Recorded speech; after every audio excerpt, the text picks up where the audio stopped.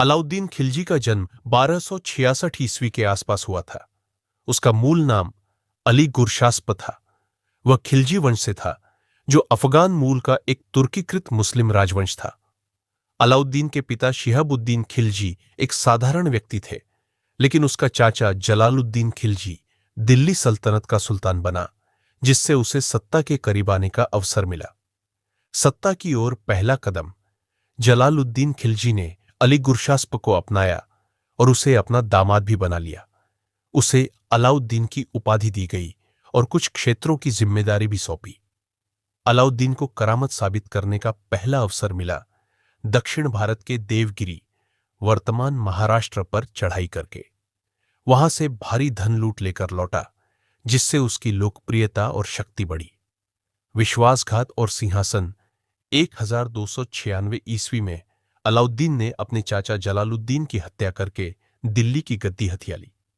यह एक सुनियोजित साजिश थी। उसने अपने चाचा को धोखे से बुलाया और गले मिलने के बहाने उसकी हत्या कर दी। इसके बाद उसने खुद को सुल्तान घोषित कर दिया। प्रशासन और नीतियां। अलाउद्दीन एक कुशल शासक था। उसने कई सुधार किए। मूल्य नियंत्रण नीति, अनाज, कपड़े, दवा आदि की कीमतों को नियंत्रित किया।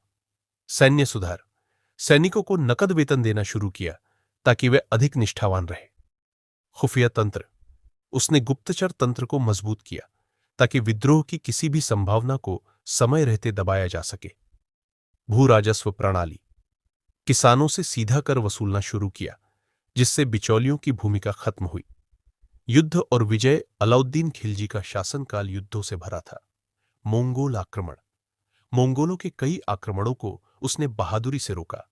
खासकर सीरी किले का निर्माण इसी उद्देश्य से हुआ था। दक्षिण भारत की विजय, उसके सेनापति मलिक काफूर ने दक्षिण के समृद्ध राज्यों पर आक्रमण किया।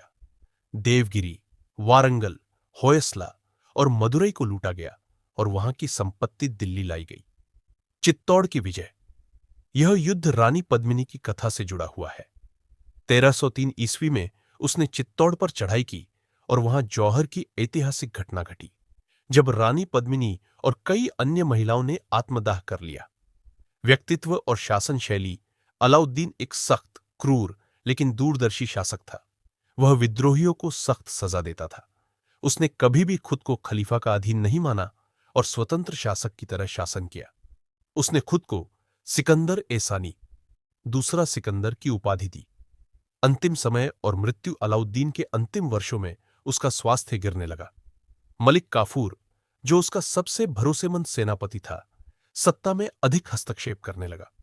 1316 ईस्वी में अलाउद्दीन की मृत्यु हो गई। उसके बाद मलिक काफूर ने उसके पुत्रों को दरकिनार कर सत्ता हथियाने की कोशिश की। निष्कर्ष, अलाउद्दीन खिलजी का शासनकाल दिल्ली सल्तनत के सबसे शक्तिशाली युगों में गिना जाता है। उसकी सैन्य ताकत, प्रशासनिक सुधार, मूल्य नियंत्रण नीतियां और दक्षिण भारत में की गई विजय उसे इतिहास में एक कुशल, क्रूर लेकिन अत्यंत प्रभावशाली शासक बनाती है। वीडियो पसंद आए हो तो वीडियो को लाइक और चैनल को सब्सक्राइब जरूर कीजिएगा।